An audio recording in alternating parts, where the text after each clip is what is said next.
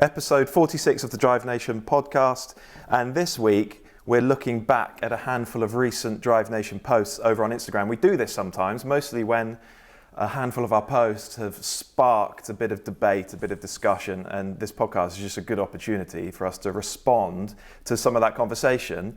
Andrew, we're filming this one again over Zoom, so hello people watching on YouTube. Some people responded to us, and they were kind enough to pretend that they enjoyed being able to see our faces while we or chat even rubbish. mine. Hard to imagine. I think perhaps people actually enjoyed peering inside our houses. I mean, they're not seeing much inside my house. Just a big white wall. You've gone very stealth, haven't you? I have. And if anybody looks at mine, all they'll find are endless car books on my wall. There's not anything particularly interesting there either. Well, no, but at least people can see that you're not pretending to be obsessed with cars. It's quite clear. Oh, but people do this. People do this, though, don't they? But there's all sorts of research that's come out now about exactly the things you need to have in the background of your Zoom call to establish your maximum credibility with whoever it is that you're talking to. So this is in fact carefully curated. These aren't actually books at all. They're just sort of big sheets of stuff that I put up there which make them to look like books. It's just wallpaper. Well, talking of credibility, I think that's a photograph over your. Is that your? I can't tell because it's flipped. Is that your left shoulder? That's my left shoulder. Is that a Lister Costing coupe at Goodwood? It is. That one there. Yes, that's me racing the one and only, literally, Lister Costing coupe. This is the car that actually won the TT at Goodwood last year. Yeah. With a bloke called Andre Lotterer driving it. Then it was me sharing it with Richard Atwood in 2011. And I'm going to stop my excuses now. But we had a sick engine. And we had terrible conditions, and you could set it up for the wet or the dry, it's fine, but it hated going from one to the other. We came, I don't know, so you could probably see from there, I can't remember where we came, I think we came sort of 10th or 11th, and it was great fun. So there you go, that was me sharing a Lister with Richard Atwood at Goodwood. That's very cool, yeah, talk of credibility. Right, let's get stuck in. So the first one I want to talk about, and we're not going to do loads on this, but last week you reviewed the Porsche Taycan. And I mean just Taycan, the base model, which is just called Taycan. Yes. There's no suffixes there. I want to talk about this one because there were a few responses in the comment section underneath, and I think one in particular said, if this car is so bad, why is it still an 8 out of 10? Well, because it's not so bad. I mean, it's a fairly simple answer, isn't it? I mean, if Porsche had launched that car, and we hadn't already had the 4S, and we didn't know any of the other stuff about it, I mean, it would still get an 8 out of 10, but it would get an extremely positive review because it's a really good car. You know, other than the 4S, there's not an electric car out there that I would rather have. But you have to see these cars in context, don't you? You have to see them in the perspective of, you know, what else has become available, has already been available. And to me, yeah, the 4S, which is absolutely the best electric car, is just a better proposition for reasons I went into in the post. The standard Taycan, and the point that I kind of made is that we, the Porsche purists, we always bang on, don't we, about less is more, and you know it's always the entry level car, particularly with things like 911s. And you'd think that the standard Taycan, you know, the rear engine, rear wheel drive, the kind of Porsche 911 of Taycans. Would therefore, by that basis, be the one to have. But it just hasn't quite got enough get up and go. Oh, really? You know, there aren't. Electric cars. You know, one thing they do well is they do the business of going fast pretty well. And I'm not that interested in electric cars that will get to 60 in 2.1 seconds. But nevertheless, at the other end of that, you know, there has to be a level of convincing performance, and it's just not quite there. And it's got. I don't think it's quite as quick to 60, even if you've got the big battery, as the Mustang Mach-E electric SUV. Okay? And yeah, whereas a 4S, you put your foot down in that and the thing really, really goes. And this one doesn't. And if there was an enormous benefit in terms of the way that the car handled because it was so much lighter, that would be one thing. Or if it had a much bigger boot because it doesn't have an electric motor in the front, that would be another, but it doesn't. I mean, it's 90 kilos lighter, but in the context of a 2.1 ton car, that's not that much. It's no more practical. I mean, really, it's the car that you have if you really want an electric Porsche. And money is important to you, and I think it's like 13 grand cheaper than a 4S. And I think, on those grounds, it's absolutely, there's a very, very strong case for it. If you're going to spend 70 grand on an electric car, I wouldn't suggest for a moment that you do anything else. The only point I sought to make is that a 4S is a better shot, if you can afford it. That's it. Not the Turbo or the Turbo S, because as I've said before, I think that they go too far. They provide a level of performance which is not really usable for a huge additional cost. But yeah, I think of all the Taycans, the 4S is the absolute runaway best of them all. Next door's washing machine is on a spin cycle. So forgive me if you can hear that clattering away in the background. It sounds like a late 1990s, early noughties Golf diesel engine doing 4,000 RPM while stationary. Hopefully you won't be able to hear that too loudly in the background. Yeah, the thing about this base Taycan still being an 8 out of 10 is that we review cars in context, don't we? We come at them from a perspective, and the context with this base Taycan is that it follows the earlier models. One in particular which is probably, as you describe it, the best electric car you can buy at the moment. And so what we're doing is comparing it in that context, and so you can find it ever so slightly underwhelming perhaps, and it still be an exceptionally good car. Yeah, you've got to look at it in terms of the alternatives that are out there. Both the Porsche alternatives and the non-Porsche alternatives. And there's only, of them all, one other electric car on sale which I'd rather drive, which is the 4S. Yeah, I had something similar. That doesn't make it a bad car, does it? No, I had something similar with the GR Yaris. There's already a bit of a community around that car, and people who feel quite strongly about it. And I've said in the past that it's brilliant, but actually there are other, even hot hatches that I would prefer to drive on the road. And that Fiesta you drove, for one. That's right, yeah. Which is, honestly, that car is more fun for me than some Lamborghinis on the road. It's a little gem, that car. It's a really special little thing. I just adore it. And it's interesting. You can say that publicly, that I find the Fiesta more fun than the Yaris, and people will read that as though I've got a real downer on the Yaris. And I think there's a bit of a narrative now that says I think it's overhyped and underwhelming. But actually, that's not true at all. I think it's a brilliant thing. No, it's a great car. But sometimes we're out there looking for the cars that will be icons, that will change the game. And almost by definition, most of them fall flat. And so we're just describing them in those terms, aren't we? We're not saying that they're in any way bad cars. No, not at all. So are you going to talk to us about the Litchfield Yaris, which I'm itching to have a go in? That's in my list. Yeah. Okay. All right. Well, let's do it. So, yeah, what have they done with it? These are early days, actually. There's much more to come. They've got 2 cars, which is why they've been able to do some engine tuning and some chassis tuning already. Just before you go into this, do you think you ought to just explain to people who Litchfield are and what they do, just in case they're... What people don't know about my connection to Ian Litchfield, and actually it's entirely coincidental, is that we went to the same school, years apart though, the Castle School in Thornbury. He certainly went to the sixth form. I'm not sure if he went to the secondary school, but he set up his tuning company. Actually, I mention that because Litchfield Imports, as it was known, it started as a sixth form project. I think he did some sort of case study on importing cars, MX-5s, I believe, from Japan, and the case study was so good that his tutor told him that he should go and do it, and so he did. He just started importing cars. But anyway, over the years, he's built up this very, very highly regarded tuning company.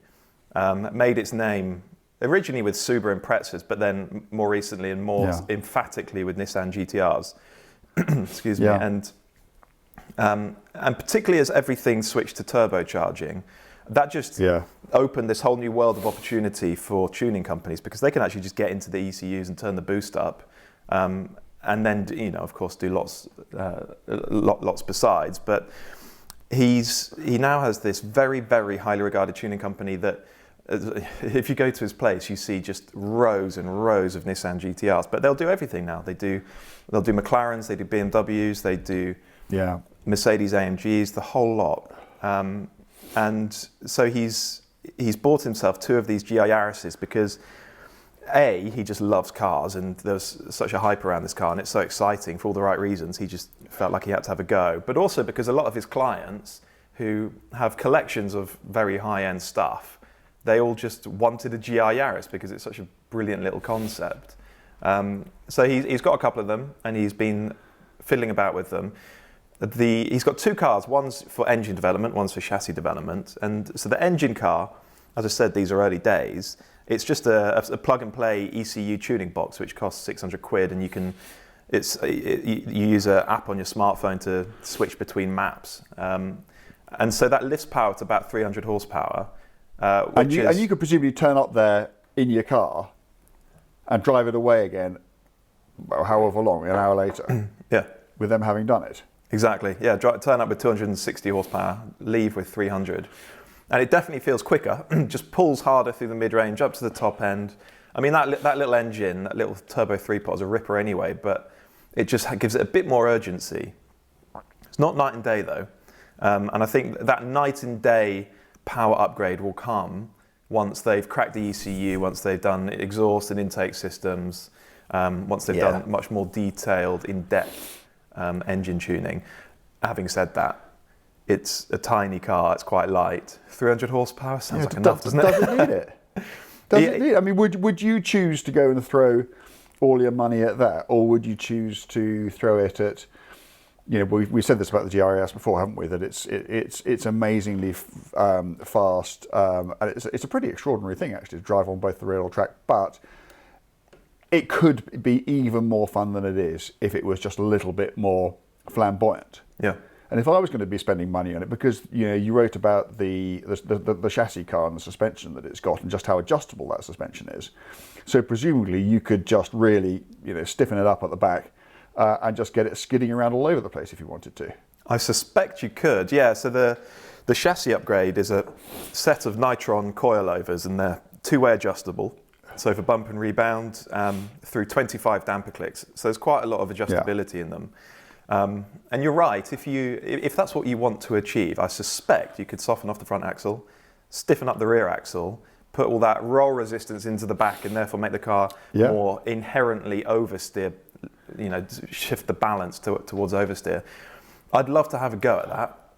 I didn't when I was there, and the coilovers were set up somewhere down the middle. And so there was still that kind of tension in the ride quality that you expect from that sort of car, but just allowing each wheel and each tyre just to breathe a little bit over the bumps. But also that the body control, particularly when you land into a compression, it does what for me the best damped cars do. And you'll land into the compression quite hard at speed, and it'll be one damper stroke, and then you're back to middle, back to the centre point.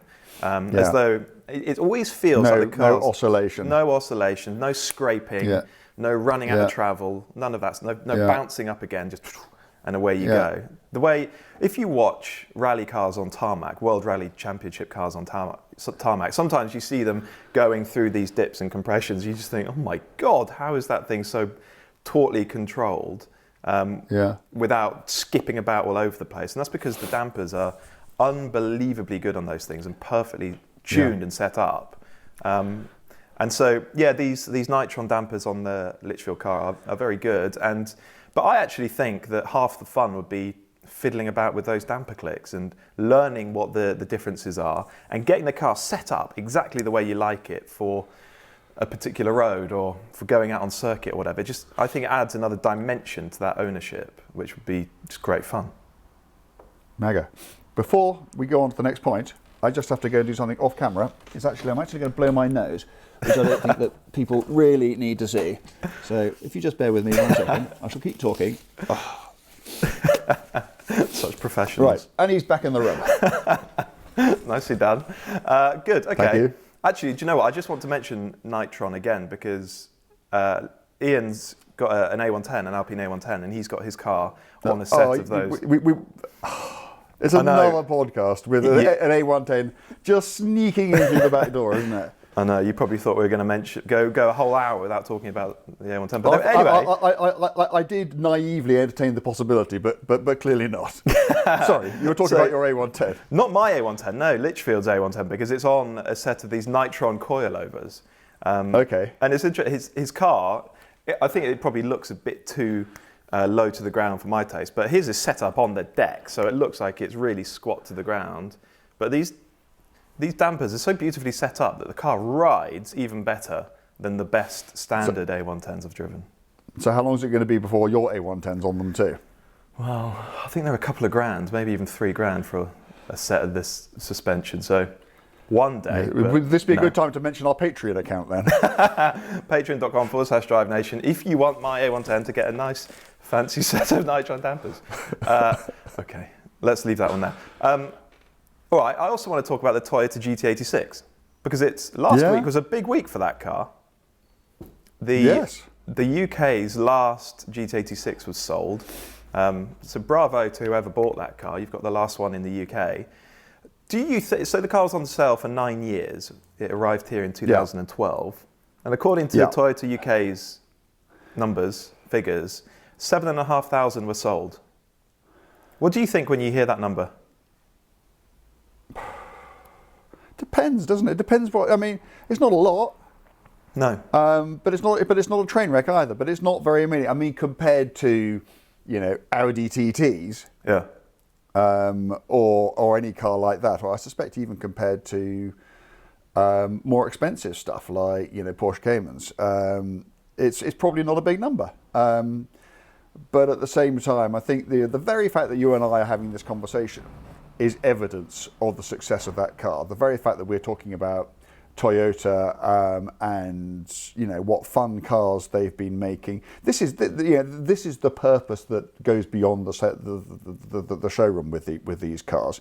They are all. I mean, even if they are loss leaders, they are all there to brighten up the brand, aren't they? Yeah. And to create associations and to make people feel better about the business of owning a Toyota. And I think in those terms, as I'm sure the GR Yaris is already doing. I think it's done the job it set out to do, and in the meantime, those of us who've been lucky enough to drive them have had a huge amount of fun. Have you? Actually, you were a bit down on it. I mean, I went back on it because I knew we were doing this podcast. I went back and read what you wrote, and I was talking about mismatched control weights and what else did you say? Your notchy gear change and the coarseness of the engine and everything else. And I just wonder what kind of mood you're in when you wrote that stuff, because I mean, to me, not a perfect car at all, but there's a big picture there, which is that if you had one, every time you drove it, you would oversteer. Yeah, you've said this before, haven't you? You've never completed a journey in one without doing a skid. Well, no, because you can, and why wouldn't you? And it's I love it. I forgive a car an awful lot for the ability to do that. I think in the next slide, I think I did say it now seems churlish to nitpick like that because basically you're absolutely correct. The car's heart. I said this in the piece. The car's heart was in the right place. If you love driving, it just set out to be brilliant to drive. It's light actually for just about a 4-seater coupe. It's small. It's a manual box, normally aspirated engine, and it's just set up to be fun to drive. That's the whole point of it. Yeah, and Prius tyres. They really weren't tyres which were quite like Prius tyres or the same size as Prius. They were Prius tyres. So, were you there at Autocar that day when we had one for handling day? Or were you not at Autocar then? Okay, no. So we did it where did we do it? I think we did it at Rockingham, or Bedford. Bedford maybe. Anyway, I can't remember where we were, but what I can remember is it won. Beating a huge amount of all the the Porsches and the Ferraris and the Lambos and all the stuff that usually turn up. And despite the fact that this car spent an entire day going sideways, while other cars which were much less flamboyant, 8 sets of tyres and I kept on having to be reshot. By the end of it, you looked at the GT86's tyres and you could barely see they won. They were so hard, which just meant you could just keep on enjoying it and skidding it around, and it was a joyous car. I mean, not perfect by any means. Yeah. Certainly a better car to drive than to live with, and a particular certain sort of person's car. But if you were that person, wow. Yeah, I have driven one at Bedford, and I just had a real blast. I think I enjoyed driving it there more than anywhere else. The road, I mean, and it was, just such fun to hoon about in. And if you enjoy driving on circuit, I just think that's exactly the kind of driving that you'll enjoy. You're not going that fast, really, but you'll be having a great time. Did you ever drive the Subaru? Good question. I don't think I did. Was there any discernible difference? Yes, definitely. Definitely. Yeah, the Subaru was actually, if I owned one, I'd actually probably get the Subaru, because although I loved the ridiculous, what the word to use, flamboyance of the GT86, the Subaru was just better. It was just set up slightly differently, and it was just. I mean, it was still slide and slide, do whatever you wanted to do, but it wasn't kind of, its default setting wasn't sideways. You kind of had to prod it a bit, and then it would still do it, and then it was fine. And it just felt a little bit more grown up, I suppose. And I think that were you to live with both cars for a year, I think at the end, I think you'd probably prefer the Subaru, just because it would still do all that stuff, but you know, if you didn't actually want to go to work looking out the side window, then you didn't have to. So yeah, but not. I mean, I don't prefer it night and day. But it was interesting that Subaru went a slightly different way with it, and just to see almost the sort of philosophical approach to setting the cars up that the two companies took. And yeah, I mean, I think for one lap, definitely the Toyota, but for a lifetime, the Subaru. Interesting. Going back to the GT86, then I think it not only reminded the world in 2012 that Toyota could build fun cars, I think it also reminded Toyota that it could build fun cars. Yeah. Because the Supra came a few years after. We've now got the GR Yaris. It's been involved in at Le Mans in the World Endurance Championship for many years now. And I saw someone on Twitter say, "Is it possible that Toyota is now the world's most exciting car brand?" And you can have a discussion about that, can't you? They're from an enthusiast point of view, they're doing some great stuff now. I mean, it is amazing given where they've come from. I mean, Toyota have, I'm old enough to remember, the original MR2. They have done this from time to time, and they've obviously, the Supra's been around for, in various guises, on and off, for years. So Toyota have always known how to do these sorts of cars, but I don't think there's ever been quite so concerted an effort to really establish its credentials than we're seeing at the moment, and it's great, and it's because Toyota-san, the main man at Toyota, is a complete and utter rampant raging petrol head, and I think that he really gets these sorts of cars and the benefits they can provide for his company. Yeah, good. And we're confident that the GT86 will be replaced. The BRZ has been replaced, but it's not coming to Europe, the new car. Reportedly, the new GT86 will be the GR86, which makes sense given that would make sense. They have this new GR naming thing for their fast cars. Some reports say it'll be turbocharged, but the BRZ isn't. It's got a 2.4 litre normally aspirated engine. We don't know. But give us three priority jobs for this new car to improve it over the old one. More torque. So what it mustn't do is weigh considerably more. That's job one. I think we have to accept these days that these sorts of cars, particularly if they're going to gain things like turbochargers, which are heavy and have more power, which requires more cooling, and weight is an issue. So you really don't want the weight to go up very much, if at all. That's job one. Job two is to provide the car with some torque, which the turbos will do. I think that the GT86 had a problem. It was, it's quite a small engine producing quite a lot of power, and the only way you can do that from normally aspirated engines is to make them rev, and you did have to really work at a GT86, and I'm not saying that's wrong, but I think that if you had the choice of not having to do that, that would be good. And I guess the third thing, just in practical terms, is just to make just to give it a slightly more civilized interior, just to make it just slightly more user friendly, because I think that means it'll just be more popular and more people will get to enjoy it, so long as it still has that, that wonderful approach to the open road. Yeah, I mean, it's just great that Toyota are sticking with it. We were in a discussion during the Supra launch, weren't we, a couple of years ago, with some engineers from Toyota who explained to us that by the skin of its teeth, the GT86 is considered a commercial success within Toyota HQ. It was a finely judged thing. Bravo to them for going, okay, well, it didn't make us any money, but it does a huge amount for Toyota's credibility within a certain market. What do you, seeing as we're just talking Toyota and you're talking about the Supra launch, what do you think of the Supra? I haven't driven the new 4-cylinder one, which I'm looking forward to, but I mean, I guess given that you own one of its rivals, whether you thought that car was absolutely on the money or something of a pulled punch. I came away from that first launch in Spain thinking pulled punch, thinking I expected a bit more. It just seemed quite a middle of the road sports car and very GT-like actually, which is perhaps what they wanted from it, I don't know, but I've never longed to drive one again, and I've driven them since. I've driven the 2-litre car as well, and I'm just not quite sure why you would pick it over some of the exceptionally capable rival cars that it's up against. That 50 grand sports car category nowadays, I mean, wow, there's so much stuff in there. And I don't know what they need to do for me. Maybe I'm waiting for a lighter, more focused one. A GR, I don't know. Well, it is a GR, isn't it? Well, it is, but I mean, it's kind of like a GR, kind of proper.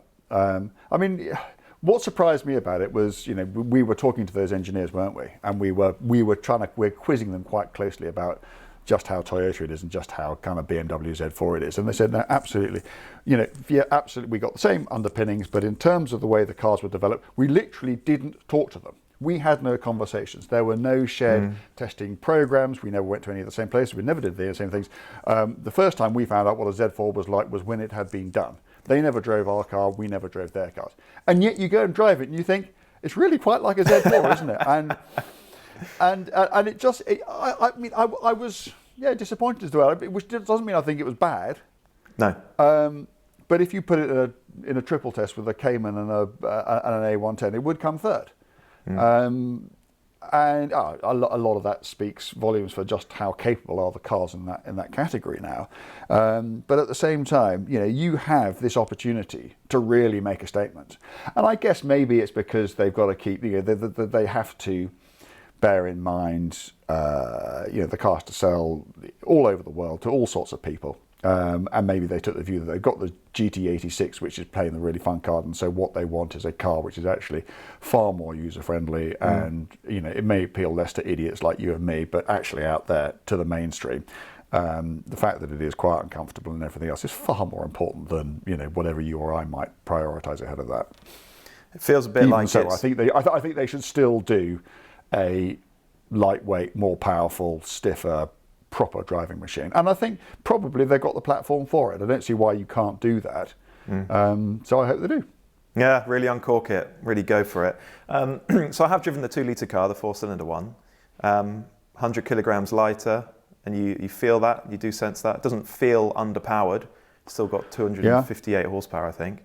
100 kilograms, that's a lot, isn't it? It is a lot, yeah. It is a lot. You do feel it, but it doesn't fundamentally change the character of the car. Still feels quite GT-ish, still feels big around you. I always find it difficult to feel like I'm right on top of that car and wringing everything out of it. I don't feel that way in that little French sports car. I don't feel that way in a Cayman or even an M2 Comp. I feel like I can get right on top of them and wring them out. But the Supra always just keeps me at arm's length a little bit, and I've never fallen for it because of that. No, well, fair comment. Do you think, as of last week, you've driven a brand new Lotus Elise variant for the last time? Unless they bring the name back. Absolutely. Yes. Well, I mean, they've called it the final edition, so they have to call it the final edition, or the We Were Only Kidding edition. Yeah. I do. And a really good way to go out. Cracking little car. So the final edition of the Elise, which will be in production from now until the autumn. They say that production will be limited, but I love it when car manufacturers do this. McLaren did this with a 600 LT. They said production will be limited, and you say, well, to how many units? And they won't tell you. Yeah. And what they mean is it's limited to the number that we can build and the number that we can sell. And in the Elise's case, it is capped simply by the fact that they need the factory back for converting to the Type 131, whatever that's going to be, by the autumn. So it will, the Elise will die in the autumn, as will the Exige, as will the Evora, as we know. And 25 years on, I think it's still an absolutely cracking sports car. I mean, it's not cheap anymore. The final edition is £45,000. So we've already talked about some of the sorts of cars that's up against. I mean, that's kind of nudging on the door of Boxster and everything else. But actually, as a thing just to get in and hoon around in, they're still brilliant, because they still weigh. Okay, they're not as light as they used to be, but they've got a lot more power than they used to have, and it's still less than a ton of car. It's still really, really low. It still feels really for a car without a roof, it still feels structurally really stiff. And it's got that thing you were talking about, but even more so. You just feel so on top of it. You just feel so much part of the machine, and you just feel that you can place it anywhere, do anything with it, and everything that you really want a proper driving machine to be. And I'll miss it, because I was around. The first time I ever went in an Elise it might even have been 1995. If it wasn't 95, it was certainly very early 96. And I had a sort of one of those sort of off the record meet and lay by outside of test track meetings with Matt Becker, who now is head of chassis development and engineering at Aston Martin. But he was a very young, fresh-faced lad there, and his dad, Roger Becker, was the Lotus chassis handling guru. And Matt and I went off in this car. I wasn't allowed to drive it. It was one of those ghastly passenger seat assessments that you have to do, which I hate. But even I, back then, even from the passenger seat, could just tell, just because you can tell how well a car is damped, you can get a feel for its poise and that sort of. And I can just remember thinking, this is what a Lotus should be. It is small, it is light, it is clever, it is simple, it is absolutely a car of which Colin Chapman would have been very, very proud. And I think the proof of the pudding, not that we knew it at the time, was that 25 years later, I mean, it survived for 25 years, which is over a third of the entire time that Lotus itself has existed. And it kept the company alive in that time. I mean, obviously there was the Exige, which came along, which is, essentially the same car but with the roof. And I don't imagine Lotus ever made much money out of the Evora. And yet, it sold so well and it lasted so long that 2018 was the best sales year Lotus had ever had. And I'm sure, I don't know how many cars they sold, but I would bet you plenty that the vast majority of them were Elises. And even then, that was like 22 years after the car came out. So, and I've said this before, it's not just a great Lotus, it is one of the world's greatest sports cars of any period and of any kind. And I hope that one day they'll do another. I think that there is a considerable incentive not to do another. For several reasons. It's quite low volume, and because you can't charge the world for it, it's quite low margin. Lotus, I think, has said that its future is going to be increasingly, or maybe even exclusively, electrified. I don't know how you make an electric Elise. But they also, would say things like, well, of course, by the time we have to do that, everything else will be electric too. So you won't be comparing it to cars which don't exist anymore. You'll be comparing it to other electric cars. And the job is not to do as well then as the Elise does now. The job is to do better then than any of its rivals do at the same time. And that's a perspective we don't have at the moment. But I'm always interested to see what those guys do. And it's great that they've got some money behind them now, because then hopefully we will really be able to see what they're capable of. But in the meantime, bye-bye Elise, thanks for all the fun. It's been a blast. Yeah, and we know that there will be an electric sports car coming from Lotus soon, because they're partnering with that French company. And they're building a shared architecture, electric architecture, aren't they? And the Alpine will be a replacement for the current A110. We think 2025 or 26, so a few years to go. But that raises such an interesting question. I mean, if those guys, you think the combined talents and capabilities that Lotus and Alpine have in making fun, engaging sports cars, if between them they're not able to make an all-electric sports car somehow great to drive, then there must be something inherently wrong with that kind of powertrain. Because, well, just look at the credits that they have to their name. What do you reckon? We can talk about it in context of the A110, because the current car is 1,100 kilos with a piston engine and a dual clutch box. I reckon that with a useful range of maybe up to 200 miles, the electric replacement for that car will be maybe 1350 kilograms, perhaps a bit more. That's still not. Okay. It's still pretty light, isn't it? And they will be able to. They'll have much more freedom to put the weight where they want to. Yeah. I presume it'll have the usual sort of skateboard layout, so the batteries are all slung along the floor of the car, so very, very low. They will be able to do really, really clever things with things like torque vectoring. We've seen this happen in the Taycan already, haven't we? Just how it disguises its weight. Yeah. And how agile you can make a car like that feel. So, if it is still really, and also the other thing is that a range of 200 miles for a car like that will be acceptable in 5 or 6 years' time, because let's pray the recharging infrastructure will be fit for purpose, and because it won't have a very big battery, and because you'll be able to charge it at a couple of hundred kilowatts. You'll probably only be stock still for 10 minutes, which is probably the same period of time you'd have done anyway. If you so from all those points of view, then I think it's I think they're certainly quite encouraging. But it's all the sort of it's the sound and the feel and it's everything else. And 1350 kilos.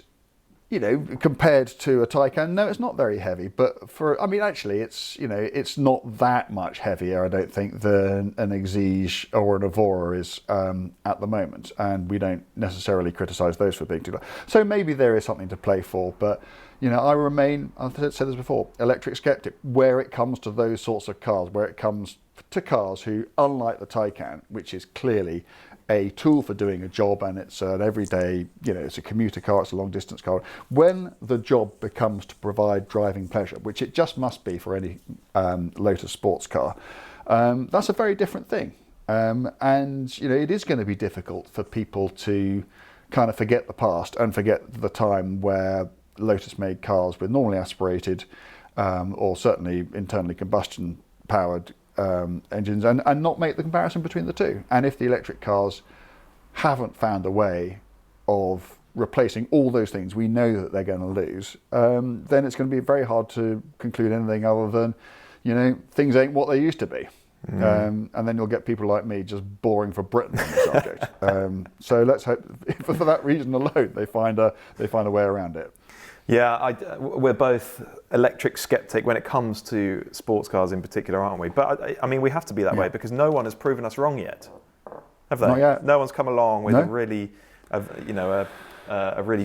valid, great to drive electric sports car. We know they're coming. Well, there haven't been any, has there? There's the Tesla Roadster from way back, and no one else has had a go at it yet. No. So, we'll have to be skeptical until we're proven one way or the other. Okay, right. I want to talk quickly about TVR stories because you wrote a piece sharing your, I suspect it's not your favourite TVR story, but the TVR story that leaps to mind when you're asked to think of one. And actually, quite a frightening thing. You narrowly avoided being in was it a Cerberus at the Nürburgring that? Yeah, it was a black smack. 4.5 litre Cerberus, and it was a really. The bloke who drove it was okay. But it was a big accident. It was a really big accident going down the foxhole. Just if you haven't read the post, very briefly, I used to be hired by a track day company to go and show their newbies around the Nürburgring. Not out of the kindness of their heart at all, but because on previous occasions when that hadn't done, they all went bouncing off the scenery, and every time that happens you have to shut the track, which meant all their other punters got really, really annoyed because they could see their track time, which they paid a lot of money for, just sort of going up in smoke while lorries pulled bent cars out of the scenery. And it was actually quite successful. I mean, their crash rate fell through the floor once people who hadn't been before kind of knew where the danger points were, which is pretty much all of it. But no, it was just a kind of cautionary tale about never being driven by people you don't know, particularly not in quite spiky cars around the Nürburgring, because I'd shown this bloke around and I always did all the driving. And he'd actually driven really well for a couple of days. And it was that usual thing, wasn't it? It was Sunday afternoon, everybody's getting ready to go home, and you think, well, I'm just going to do one more lap or two more laps or whatever. And you don't realise just how tired you are. And he came over to me and said, look, I've just, thanks so much for your help. I've learnt so much. Just, jump in the car, I'll show you around, and, you can see how much progress I've made. And I just thought, well, it's a lovely invitation, but I'll go and, dry my hair or something. And so I didn't get in the car, and he rolled it into a ball, and that was that. So, cautionary tale. Just don't ever do it. However much fun, and actually I can tell far more horrific tales of really, really bad stuff that's happened when people have got into cars with people they don't know, and it's gone wrong. So just don't do it. Yeah.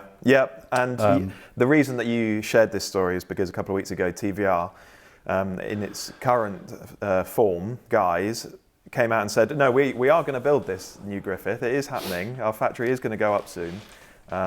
There's an enormous amount of skepticism about that whole thing, but I don't know, maybe they will start building these cars at some point. But the point being was that you asked for people's TVR stories because if you're a British car enthusiast, perhaps of a certain age, you're bound to have one, aren't you? And we got some brilliant responses. That post, I think we had 100 comments in reply, and I've dug out a few on my phone here. And I think between them, they sort of nicely sum up what it is about TVR, why their cars can be so beguiling and so frustrating, and why so many people have loved owning them, but now say they just never go back. There's one here from Muck Monkey, who had a racing green Griffith 500, a year old when he bought it, with 1,500 miles on the clock. Monstrous car, he says, which made the best noise but had the worst handling ever. Driving along one day on a country lane, the car just stopped, wouldn't start again. As I got out and shut the door, the wing mirror fell off. Turns out it had blown the ECU. And he says, that sums up owning a TVR for me. Got rid and went to Porsche, never looked back. He says, actually, that's a lie. I went to see a Cigaris at the TVR dealer. When I tried to sit in it, the salesman said, and this is no lie, can you get in the passenger side as the driver's door won't open? That's great, isn't it? There's a mate of ours called Ben Samuelson who will be watching this because he's a huge fan and supporter of Drive Nation. I think I was speaking to him about it too. Who will be he used to be the PR man for TVR. He used to be the bloke who used to borrow the cars from, and every time they went wrong, which of course it never happened. He would be the bloke who'd have to try to convince you that actually TV Ultra was as reliable as Porsches, and this was just like a sort of freak one-off, and you'll probably have steam coming out of his ears even listening to us saying this now. So have you got any more stories? Yeah, there's another one here from Chris Walker 100, who he had a Cerberus and he loved it. Sounds like he had a great time in it. No big mechanical issues, thankfully. Although I once had to get sellotaped inside for a drive to the dealer because the driver's door catch fell off and it wouldn't stay closed. Sellotaped in your TVR? That's brilliant, isn't superb. it? That's superb. He then moved into a Corvette C5, another plastic fantastic, which felt like it would run forever. Yeah. It's great. If you haven't seen it already, go and find that post. It's called... what do we call it? Let's have your TVR stories, please. Look for a yellow Cerberus. And just go and read some of the comments. There's one from our mate Dickie Meaden, who said he blew a Rover-engined one up while chasing John Barker and Mark Walton across the North York moors on a performance car test between a TVR and an M3. Proper 80s F1 spec smokescreen job. Imagine the embarrassment when all the people I'd overtaken during the pursuit drove by me while I was sat by the side of the road. Yeah, that's pretty humbling, isn't it? When everyone comes streaming past and you know you've upset them all by overtaking them. Yes, well, we've all been there, haven't we? There's one more from our mate, another mate, Matt Saunders from Autocar. And he says, Ben Samuelson will no doubt be able to confirm this, but I believe the one about the location of the wiring loom being dependent on which day of the week the particular car was built on, because one bloke used to run it over the top of the dash and the other bloke underneath, is actually true. Although Ben says he can't verify that one. He does say that back in the 70s, the wires were all the same colour, which made identifying a fault quite tricky. Oh dear. That's just TVR. So here's a question. When we posted that story, I put, those little Twitter polls you can do. Yeah. And I put out a poll which basically said, do you think TVR will start delivering cars to their customers in 2022? And I had 4 choices. One was no problem, probably not, or not a chance. And I'm afraid, I think I had nearly 1,000 responses to that, and over 90% of them were either probably not or not a chance. So there is clearly a huge amount of skepticism about that, and I think it's just simply because I think the fact the car's been around since 2017. So far as we're aware, there is only one car, which is the one car that has been seen. I don't think they're being helped by the whole TVR history of things not quite being as you'd hope or want them to be.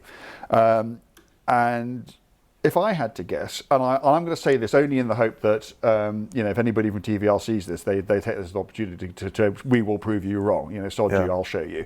I think it probably won't happen in 2022. And the real concern is that they really are in danger of being overtaken by time. The market is evolving so fast. People's priorities, and it may be therefore that they will actually appeal to the diehards, the guys who the never say die mob, who just think, well, I'll go and have a TVR because sod everybody, and I'm not going to change the way that I want to drive my cars just because everybody else is going over to electric this and electric and hybrid that. So maybe that there's an opportunity there, but I think it's dwindling, and if they don't, next year's 2022 is 5 years after they first showed the car. I really, really hope that they do. Don't get me wrong, I really, really hope that they do. But sitting here right now, looking at it, I would say, on balance, I would say it's less likely than more, which is a shame. If it does come to market, will it be the only V8 normally aspirated manual sports car you can buy? Well, it almost already is, isn't it? Yeah. I mean, you can get a Mustang. You can get a Mustang. You can get a Corvette. Does that count? I think so. Was that for manual? Yeah. No, I think they're all. No, it's not. It's now, BDK only now, isn't it? Yes. No, you're absolutely right. I'm just trying to think what else there is. Yeah, that might be it. Maybe some niche stuff. Morgans, have they all gone to automatic gearboxes now? Or can you still get manuals in there? Yeah, and they're all turbocharged as well now. Yeah, yeah, of course. Maybe they're at TVR, they're being very smart and just sitting on it for a few years, allowing all this pent up energy and desire for a proper old school sports car, and they'll catch it. I really hope I'm wrong. I've actually had some great times in TVRs, and you always feel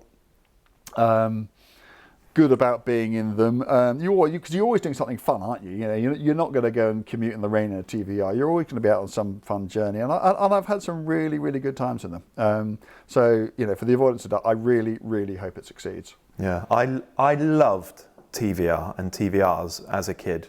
When I was 13, 14, 15, I was absolutely obsessed with them, and I thought they were the most amazing looking things, most amazing sounding things, and the interiors.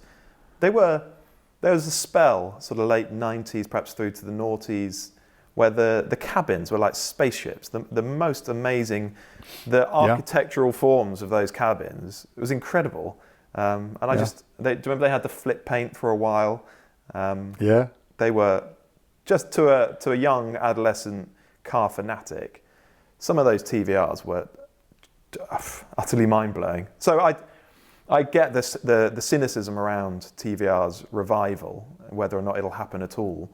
I think a lot of that skepticism is valid, but there's that teenage kid in me who's just really desperate for it all to happen because I want to have a go, and then Griffith, and for it to be brilliant. Oh, no, I agree. But do you think it'll happen? I think it's less likely. I think it's unlikely rather than likely to happen, which is a pity. But I don't know. I'd love to be proven wrong, like you say. Yeah, me too. Okay. All right. Well, let's wrap that one up there. Thank you for watching. I'm still impressed that anyone sits through 50 minutes of this, staring at our faces. I'll tell you what. This time, I'll try and drop some images and perhaps bits of footage throughout that's relevant to what we're talking about, because that'll just spare you having to look at our mugs for a few seconds at a time. Well, you're going to have to do that now, aren't you? Because you've said it. So if people have got this far and they suddenly realise they haven't seen any images at all, they'll know you failed. So you're going to have to do it now. Well, I might edit it out if I don't have the time to find all those images. But anyway, thank you for watching and thank you for listening as well. I hope if you prefer just to listen to an audio podcast, I hope you don't feel as though we're sacrificing that for this new YouTube thing that we're trying to do. But anyway, thank you for listening. Give us some feedback. Leave a review and a rating wherever you get your podcast. That it basically helps surface the podcast and helps other people find it. So it really does make a difference. And remember to head over to Drive Nation on Instagram @DriveNation_, and follow us there. Andrew, thank you for your time, and we'll do this again next week. Not at all, though. Good to see you. We'll look forward to it. All the best. Bye, everyone.